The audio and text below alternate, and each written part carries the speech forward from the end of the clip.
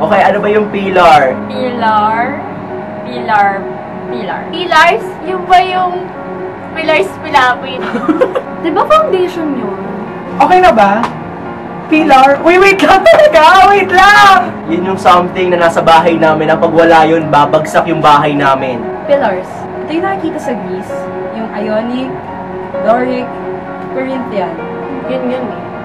Diba? Yun talaga yun. Di ba pwedeng tao yun?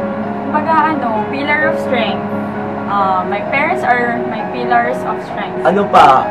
Next na daw.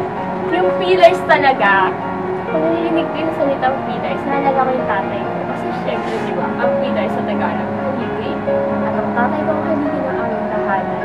Pillar, sabi sa Merriam-Webster, it's a supporting, integral, or upstanding member or part. Isa pa. For example, a pillar of society. So sila yung mga tao na may mga malaking kontribusyon sa iba't ibang larangan kung saan sila kabilang. For example, sa film. Si Lino Broca.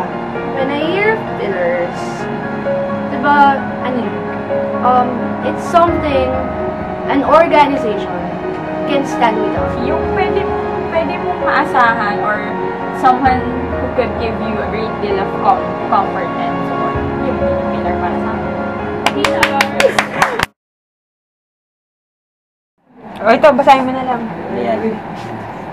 The Public Relations Pillars Lecture is an annual open lecture by an eminent personality who has distinguished himself or herself in a particular field of endeavor and has made a strong and significant impact in the broad spectrum of Philippine landscape. Be it politics and governance, social and cultural, economics and finance, environment, business and investment, science and technology, health and social service, trade and industry, education and human development, communications and relations, among others. It also aims to bring together college students from different universities, particularly those in the communication courses, to discuss and dissect relevant issues that shape and define the practice of public relations, media, and public policy. Thereby bringing those to a discourse and scrutiny.